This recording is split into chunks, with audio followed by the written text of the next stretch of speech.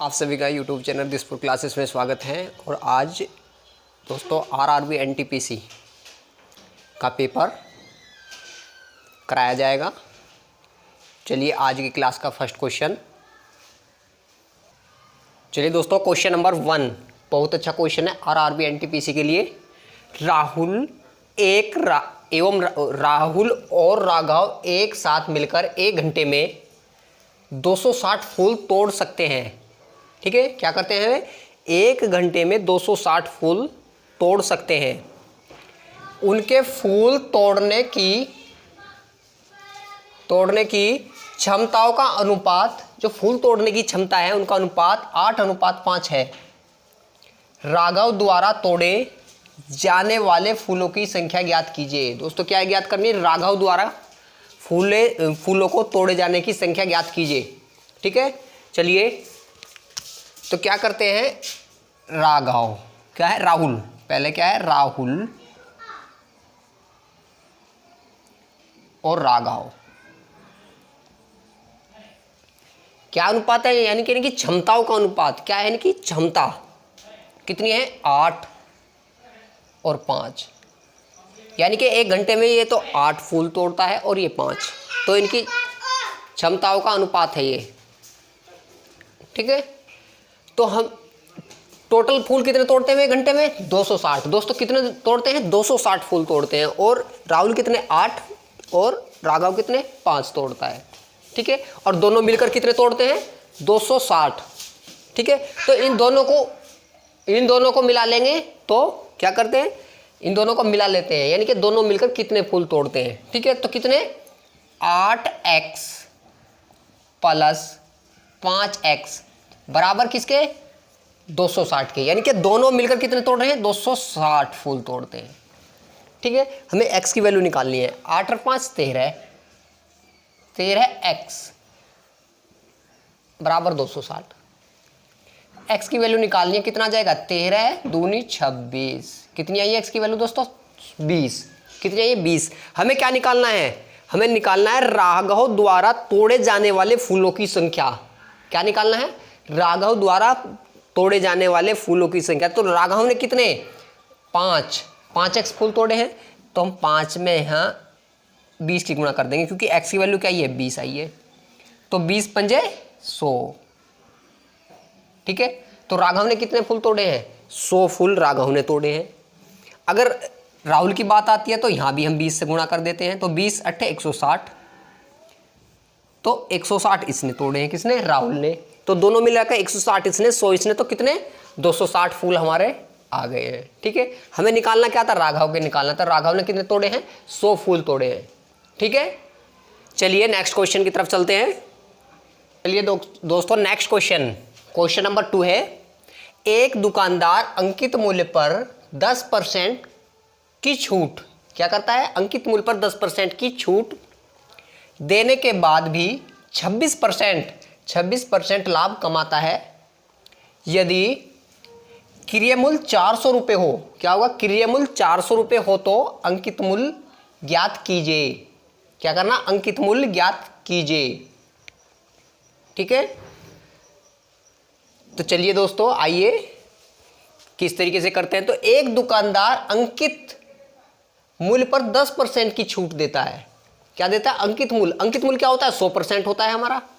ठीक है, 10 की छूट देता है, तो क्या हो गया? 90%।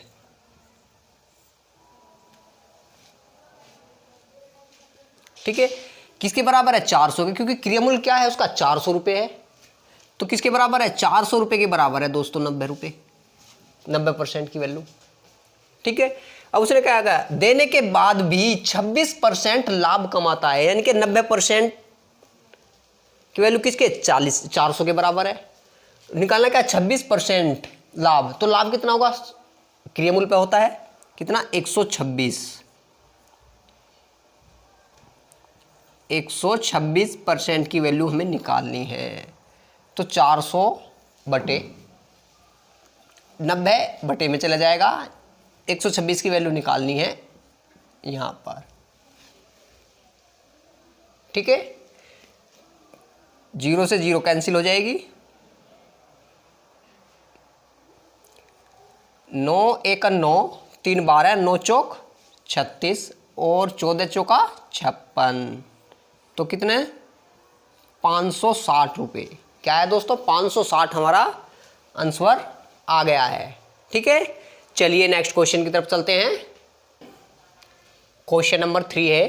क्या है क्वेश्चन नंबर 3? यदि एक निश्चित राशि 3 वर्ष में 10% प्रतिवर्ष की चक्रवर्ती ब्याज की दर से 6,655 हो जाती है, 6,655 हो जाती है, तो राशि ज्ञात कीजिए। क्या करना? राशि ज्ञात करनी है। ठीक है, चलिए आइए देखते हैं किस तरीके से करेंगे। यदि एक निश्चित राशि 3 वर्ष में क्या होती है 10% प्रतिवर्ष की चक्रवृद्धि ब्याज की दर से, ठीक है, तो 10% की वैल्यू है। अब 10% की वैल्यू है, ये यहाँ लिख लेते हैं 10%, तो परसेंटेज हटाने के लिए इसके नीचे हम 100 कर देते हैं। ठीक है, इस 0 से ये 0 कैंसिल कर देते हैं, तो क्या आ जाएगा 1/10। ठीक है, हमें क्या निकालना है कि चक्रवृद्धि ब्याज की दर से, तो ये हमारा क्या है निचला, ये हमारा मूलधन है, निचली तरफ क्या है मूलधन, ये ऊपर क्या है ब्याज है। हमें 10 हमारा क्या है मूलधन है और 1 हमारा ब्याज है, तो कितना हो जाएगा 10 और 1 11। तो हम क्या लिख सकते हैं इसको 11/10 लिख सकते हैं। ठीक है, आगे बात समझ में क्या है, 10 हमारा जो है मूलधन है और 1 हमारा ब्याज है। जब मूलधन में ब्याज जुड़ जाएगा क्या हो जाएगा 1 जुड़ जाएगा, तो 11/10। ठीक है, इस तरीके से करते हैं। अब देखते हैं हम क्या है, इस 3 वर्ष है, क्या है 3 वर्ष के लिए, तो हम इसको 3 बार लिखते हैं 11/10। क्या करते हैं इसको 3 बार लिख लेते हैं। अगर 3 वर्ष दे रखे 3 बार, 2 वर्ष दे रखे 2 बार। ठीक है, 10 और 11। ठीक है, 10 और 11, 10 और 11। ठीक है, 3 बार लिख लिया। चलिए अब इनकी हम मल्टीप्लाई कर लेते हैं। 10 की 10 में करेंगे कितनी आ जाएगी, 10 दाम 100, 100 की 10 में करेंगे कितनी आ जाएगी 1000, तो ये तो हमारा 1000 हो गया। ठीक है, अब 11 की कर लीजिए, 11 11 121 और 11 कितने हो जाएंगे 1331। 11 और 11 121 और 11 1331, तो ये कितना आ जाएगा 1331। ठीक है, तो ये क्या हो गया, ये हमारा क्या आया, ये हमारा आगा मूलधन और ये हमारा क्या होगा चक्रवृद्धि ब्याज की दर से इतने हो जाते हैं, यानी कि मूलधन और ब्याज जुड़कर जो आता है हमारा मिश्र धन। ठीक है, वो हो जाता है ये। चलिए अब ये वैल्यू किसकी दी गई है, ये वैल्यू दी गई है 1331 की। ठीक है, तो 1331 की वैल्यू किसके बराबर है 6,655 के, किसके बराबर है 6,655 के। ठीक है, हमें निकालना क्या है दोस्तों, हमें निकालनी है राशि, यानी कि मूलधन निकालना है हमें। मूलधन कितना है हमारा 1000 की वैल्यू निकालनी है। ठीक है, 6655 बटे 1331 गुना में 1000।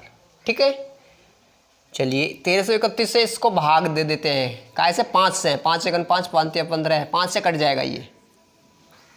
ठीक है, और 5 की गुणा 1000 में कर देते हैं, तो कितना आ जाएगा 5000। कितना आ गया 5000 हमारा क्या आ गया है अंशवर आ गया है, मूलधन। क्या है दोस्तों 5000 हमारा मूलधन आ गया है। ठीक है, चलिए नेक्स्ट क्वेश्चन क्या है, क्वेश्चन नंबर 4। 5 क्रमांगत संख्याओं का औसत 100 है। क्या है दोस्तों 5 क्रमांगत संख्याओं का औसत 100 है, तो पहली संख्या ज्ञात कीजिए। पहली संख्या क्या है, चलिए तो क्या है 5 क्रमांगत संख्या है, ध्यान से समझिए। 5 क्रमांगत संख्या है, तो सबसे पहली संख्या कौन सी है 1 और पांचवी कौन सी है 5। ठीक है, क्या है क्रमांगत संख्या, पहली 1 और लास्ट की 5। ठीक है, तो इनका औसत कितना है 100 है। ठीक है, तो यहां देख लेते हैं 1 और 5 प्लस 5 दो संख्या हैं, इनका औसत कितना है बटे 2। 5 और 1 6, 6 बटे 2 3। क्या है इनका औसत 3 आया है। ठीक है, क्या है इन दोनों का औसत 3 आया है। ठीक है, जो हमारा आया है 5 क्रमांक संख्या औसत वास्तव में कितना दे रखा है 100, कितना दे रखा है? 100 दे रखा है जो रियली है हमारा। ठीक है, आया गया कितना हमारा? 3। ठीक है, अगर ये पूछता बाद वाली संख्या बताइए तो इधर, ठीक है, ये 3 जो है 5 से कितना कम है? 2 कम है, तो इधर क्या है? प्लस होता है, इधर क्या है? माइनस होता है। यहाँ भी 2 का अंतर है, 1 और 3 में 2 का अंतर है, और इधर 5 और 3 में भी 2 का अंतर है। ठीक है, इधर चलते हैं तो पहली संख्या ज्ञात करते हैं, इधर चलते हैं तो बाद वाली संख्या ज्ञात करते हैं। ठीक है, तो हमें कौन सी करनी है? पहली संख्या ज्ञात करनी है। तो पहली संख्या क्या होती? पहली संख्या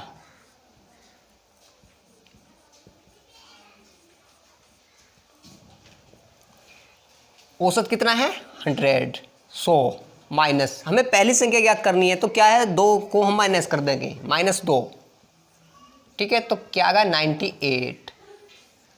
तो हमारी पहली संख्या क्या है? 98 है, 98। ठीक है, क्या है दोस्तों? पहली संख्या ज्ञात कीजिए, तो पहली संख्या क्या है? 98 है। ठीक है, अगर ये पूछता बाद की संख्या, तो बाद की संख्या में क्या करते हैं हम? 100 में 2 को ऐड कर देते थे। क्या? 100 में 2 को हम प्लस कर देते हैं, 2 को प्लस कर देते थे, तो कर देते, और क्या हो जाता है? 102। अगर बड़ी संख्या पूछता, ये छोटी पूछी है तो छोटी क्या आ गई हमारी? 98। चलिए नेक्स्ट क्वेश्चन नंबर 5। क्या है question number 5? x² minus 6x plus 2 plus 8 के गुणनखंड कीजिए। ठीक है, क्या है question? x² minus 6x plus 8 के गुणनखंड क्या हैं? ठीक है, चलिए करते हैं। x² minus 6x plus 8। ठीक है, ये हमारी संख्या है। चलिए समझते हैं, हमें क्या करना है? जे 8 है, ये 8 की ऐसी मल्टीप्लाई करनी है जो 6 आ जाए, यानी कि ऐसे टुकड़े होंगे जो हम गुणा करते हैं तो 8 आता है, और उनको जोड़ते घटाते हैं तो 6 आता है। ठीक है, उन टुकड़ों को। ठीक है, तो x² क्या करते हैं? 4 दूनी 8, गुणा कर रहे हैं 4 की 2 में तो 8 आ रहा, और 4 और 2 क्या कर रहे हैं? 6। ठीक है, तो आइए लिखते हैं, तो क्या हो गया? 4x minus 2x plus 8। ठीक है, ये एक जोड़ा हो गया, ये एक जोड़ा हो गया। इन दोनों x में से एक x कॉमन ले लेते हैं। ठीक है, यहाँ क्या बचा? x बचता है, -4। ठीक है, यहाँ -2 कॉमन ले लेते हैं, x। अगर जब यहाँ माइनस कॉमन ले रहे हैं तो अंदर का चिन्ह हमारा चेंज होगा, माइनस का हो जाएगा, और 2 चौक 8। ये दोनों संख्या सेम है, क्या है? x -4, ये आ गई। ये क्या है? x -2। ठीक है, चलिए नेक्स्ट क्वेश्चन। क्या है क्वेश्चन नंबर 6? दो संख्याओं का अनुपात 2:3 है। ठीक है, तथा उनका योगफल 210 है, तो छोटी संख्या ज्ञात कीजिए। छोटी संख्या ज्ञात कीजिए। चलिए देखते हैं, क्या है? दो संख्याओं का अनुपात 2:3 है। ठीक है, और उनका योग कितना है? 210 है। तो क्या है? 2:3 है। तो क्या करते हैं हम? 2x प्लस 3x, इन दोनों का योग कितना है? 210 है। ठीक है, तो 3 और 2 5, 5x बराबर 210 के। ठीक है, हमें x की वैल्यू निकालनी है, तो x बराबर कितना हो जाएगा? 5 चौक 20 और 5 दूनी 10, कितनी होगी? 42 हो गई। हमें निकालनी कौन सी है? छोटी संख्या। क्या निकालनी? छोटी संख्या। तो छोटी संख्या क्या है? 2x है। क्या है छोटी संख्या? 2x। तो छोटी संख्या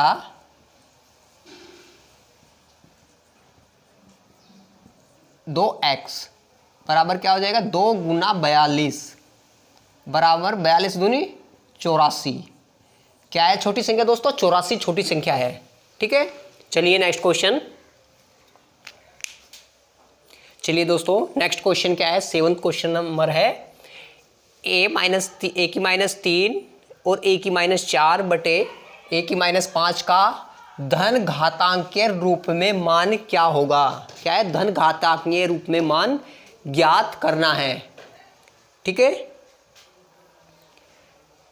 तो चलिए करते हैं। क्या है ये, a की -3 और a की -4 बटे a की -5, ठीक है, ये है। अब गुणा में घात क्या होती है, जुड़ती है दोस्तों। क्या होती है गुणा में घात, इन दोनों की आपस में क्या है, गुणा है, तो क्या होगी, घात जुड़ेगी, ठीक है। तो क्या हो जाएगी इनकी, a -3 प्लस -4, ठीक है। ये नीचे ले वाली जू की तू रहेगी, a की -5, ठीक है। तो जुड़ती है तो क्या आ जाएगा, ये आ जाएगा a की जमा नफी नफी, 4 और 3 7, तो माइनस की 7 बटे a की -5, ठीक है। क्योंकि इनको जोड़ लेते हैं तो कितना आ जाएगा, a की -7 बटे a की -5। अब ये क्या है, ये भाग में है दोनों, भाग में घात क्या होती है, भाग में घात घटती है, ठीक है। अब इनकी घात हम घटा लेते हैं, ठीक है। a की -7 माइनस और -5, ठीक है। क्या होगी, a की भाग में घात क्या होती है, घटती है, तो क्या आ जाएगा, ये a की -2, क्या आ गई, a की -2, और हम -2 घात हटाने के लिए क्या करते हैं, इसे लिख लेते हैं a की 1 बटे a की 2। ये हमारा क्या आ गया, आंसर आ गया है 1 बटे a की 2, ठीक है। चलिए नेक्स्ट क्वेश्चन, क्वेश्चन नंबर 8। एक वायुयान 1250 किलोमीटर यात्रा में 2/5 भाग ईंधन खपत करता है, ठीक है। शेष ईंधन में यात्रा पूरी करेगा, क्या करेगा, शेष ईंधन में यात्रा पूरी करेगा, कितनी यात्रा पूरी करेगा, ठीक है। देखिए दोस्तों, बहुत अच्छा क्वेश्चन है। एक वायुयान 1250 किलोमीटर यात्रा में 2/5 भाग, क्या है दोस्तों, 2/5 भाग। तो जो निचला होता है क्या होता है, वो संपूर्ण होता है, पूरा भाग। तो पूरी यात्रा कितनी है, 5, और 5 में से 2 उसने चल ली, और जिसकी वैल्यू कितनी है, 1250 किलोमीटर, ठीक है। तो कितनी है, 2 की वैल्यू कितनी है, 1250, ठीक है। अब शेष कितनी बची, 5 है टोटल यात्रा, और 2 कर ली तो कितनी बचती है, 3। कितनी बची है, 3 यात्रा बची है, और 3 यात्रा क्या है, शेष यात्रा है, इसी की वैल्यू पूछी गई है। तो हमें क्या की वैल्यू निकालनी है, किसकी वैल्यू निकालनी है, 3 की वैल्यू निकालनी है, ठीक है। तो 3 की वैल्यू क्या है, 1250 बटे 2 गुणा में 3, ठीक है। 2 छिक 12, 2 दूनी 4 और 2 पंजे 10, 3 पंजे 15 का 5 का हाथ से लगा 1, 3 दूनी 6 और 1 7 और 3 छंग 18, तो कितनी करेगा वो, 1875 किलोमीटर। कितनी करेगा, 1875 किलोमीटर यात्रा पूरी करेगा। चलिए नेक्स्ट क्वेश्चन 9। क्या है क्वेश्चन नंबर 9। दो संख्याओं का अनुपात 11:15 है। क्या है, दो संख्याओं का अनुपात क्या है, 11:15 है। यदि उनका में से 13 हो, क्या है, उनका में से 13 हो तो वे संख्याएं क्रमशः क्या होगी। क्या पूछा, इस संख्या पूछी गई, एक संख्या क्या होंगी, ठीक है। चलिए आइए देखते हैं क्या है अनुपात दोनों का, 11 और 15, ठीक है। क्या है अनुपात, 11 और 15। अगर हमारे पास में से है तो हम क्या करते हैं, संख्या निकालने के लिए इन दोनों संख्याओं में से मल्टीप्लाई कर देते हैं, ठीक है। क्या करते हैं, में से मल्टीप्लाई कर देते हैं, ठीक है। 13 एकन 13 का 3 कहाँ से लगा 1, 13 एकन 13 अरे 14, इधर वाले भी कर लेते हैं। 13 पंजे 65 का 5 कहाँ से लगे 6, 13 एकन 13 6 18, 185 और 143। क्या है वे हमारी संख्या कौन कौन सी है, एक तो 143 और 185 हमारी संख्याएं हैं, ठीक है। चलिए नेक्स्ट क्वेश्चन। चलिए दोस्तों नेक्स्ट क्वेश्चन क्या है, क्वेश्चन नंबर 10। क्या है समझिए, किसी पुस्तकालय में 20%, क्या है 20% पुस्तकें अंग्रेजी भाषा में है तथा शेष की 50% पुस्तकें हिंदी भाषा में हैं। यदि शेष 900 पुस्तकें अन्य क्षेत्रीय भाषा में हैं तो पुस्तकालय में कुल कितनी पुस्तकें हैं, क्या है पुस्तकालय में कुल कितनी पुस्तकें हैं। ठीक है, चलिए क्या है, किसी पुस्तकालय में 20% पुस्तकें अंग्रेजी भाषा में हैं, तो पुस्तकालय में कितनी पुस्तक होंगी दोस्तों, 100%, क्या होगी 100% पुस्तक होती हैं। ठीक है, क्या है 100%।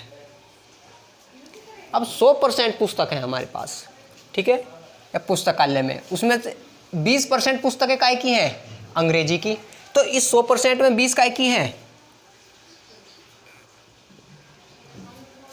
अंग्रेजी की, क्या है अंग्रेजी की।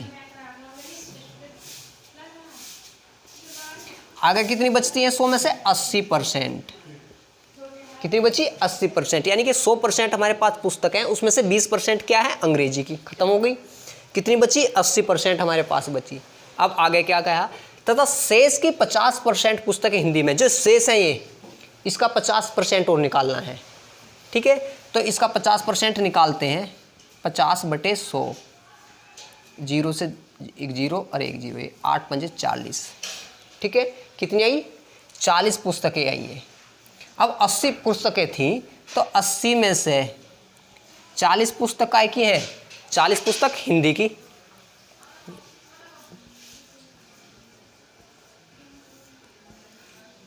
काय की है दोस्तों 40 पुस्तक हिंदी की, कितनी 80 में से। ठीक है, हिंदी भाषा में है। यदि शेष 900 पुस्तकें अन्य क्षेत्रीय भाषा में है, जो इस शेष कितनी बची है, अब 40 और बच गई शेष। ये क्या है, ये पुस्तकें कितनी है 900 पुस्तकें हैं, क्या है ये जो 40% बची हुई हैं, ये क्या है 900 पुस्तकें, इनकी वैल्यू दी गई है 900।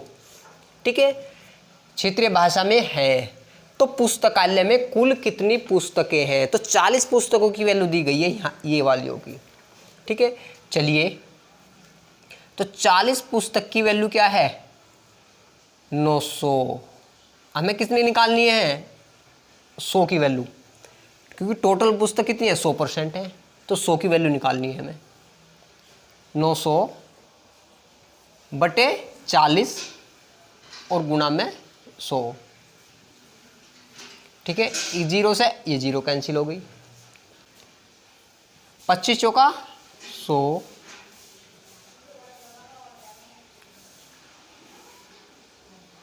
25 निम्मा 225, कितने हो जाएंगे 225, तो कितनी हो गई ये 2250, कितनी हो गई है 2250 पुस्तकें हैं टोटल, कहाँ पुस्तकालय में 2250 पुस्तकें हैं, ये हमारा आंसर आ गया है। ठीक है, चलिए नेक्स्ट क्वेश्चन। चलिए दोस्तों क्वेश्चन नंबर 11, घनश्याम ने 2000 रुपये, क्या है घनश्याम ने 2000 रुपये अपने मित्र से 5% सालाना ब्याज पर लिए और उसने पूरा पैसा 8 माह बाद क्या करा 8 माह बाद चुका दिया, तो बताइए उसने कुल कितना धन चुकाया, क्या उसने कुल कितना धन चुकाया। ठीक है, धन पूछा गया है। चलिए घनश्याम ने 2000 रुपये, क्या है 2000 रुपये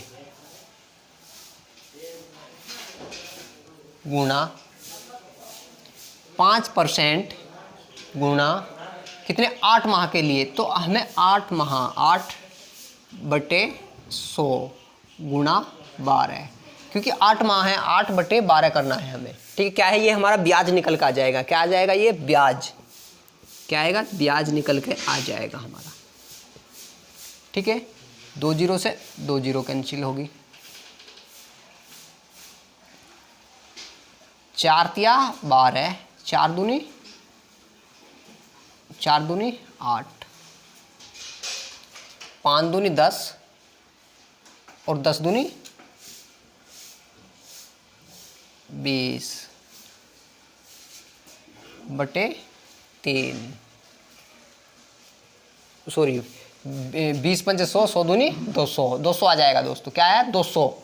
तो 200 को 3 से भाग देते हैं, क्या आ जाएगा ये 3 छंग 18, 2 3 छंग 18, 2 3 छंग 18, ये आ जाएगा। कितना आ गया? ये आ गया 66.67। कितना गया? 66.67 ब्याज आया है। हमें पूछा क्या गया बताइए, उसे कुल कितना धन चुकाना पड़ेगा ब्याज सहित। कितने 2000 रुपये लिए थे उसने, तो कुल धन कितना होगा? कुल धन कितना है? 2000 प्लस 66.67 क्या है? ब्याज है, बराबर 2066.67 क्या है? हमारा आंसर आ जाएगा। यानी कि इतना धन उसको चुकाना पड़ेगा, 2066 रुपये 67 पैसे। ठीक है दोस्तों, चलिए नेक्स्ट क्वेश्चन नंबर 12 क्या है? एक बालक को 5 संख्याओं का औसत निकालने को कहा गया, परंतु लिखते समय क्या कहा गया? 5 संख्या का औसत निकालने को कहा गया। लिखते समय उसने 73 के स्थान पर 37 क्या करा है? लिखते समय 73 के स्थान पर 37 और 54 के स्थान पर 45 लिख दिया। इस प्रकार उसका औसत क्या हुआ? 59 आया। क्या आया? 59 आया। तो वास्तविक संख्याओं का औसत ज्ञात कीजिए। जो वास्तविक संख्या है उनका औसत ज्ञात करना है। ठीक है दोस्तों, चलिए आइए देखते हैं क्या है। 73 क्या लिखना था उसको? 73 यहां लिख लीजिए। 73 के स्थान पर उसने क्या लिखा है? 37। ठीक है, इधर क्या है? 54 के स्थान पर कितना लिखा गया है? 45। ठीक है, क्या लिख लिया? 73 के स्थान पर 37 क्या लिखा था उन्होंने? 73 बोला गया था, 37 लिख दिया। उधर 54 बोला गया है, 45 लिख दिया। औसत क्या है इनका? औसत है 59। टोटल औसत क्या आया इनका? 59 आया है। ठीक है, तो चलिए देखते हैं दोनों में अंतर कितना है। 73 में से 37 को घटाओ, अंतर कितना आ जाएगा इनका? अंतर निकालो सबसे पहले। 13 में तो 7 जाके कितने? 6। ठीक है, 6 में से 3 जाके 3, 36, अंतर 36 आ गया। इनका भी अंतर निकालो। 54 में से 45 जाएगा, 4 में से 5 नहीं जाते, 14 में से 5 जाएगा 9। हमारा क्या आया? अंतर आया है। यानी कि 36 और 9 इतनी संख्या क्या लिखी गई? कम लिखी गई थी। अब इस कम संख्या का ये औसत निकाल लेते हैं। पहले क्या करते हैं? इस कम संख्याओं का औसत निकाल लेते हैं। ठीक है, तो 36 और 9 जो हमारी कम संख्या है, कितनी है ये? 36 प्लस 9 कितनी है? 9 और 6 15 और 3 और 1 4 45। ठीक है, कहाँ बांटना है? 5 जगह बांटना है, 5 से भाग देना है। तो पनेम 45 क्या आया? 9 आया है। क्या आया है? 9 आया है। ठीक है, क्या है इनका? 9 आया है। और पुराना औसत दोस्तों क्या है? पहला औसत है 59। ठीक है, तो वास्तविक औसत क्या आएगा? वास्तविक औसत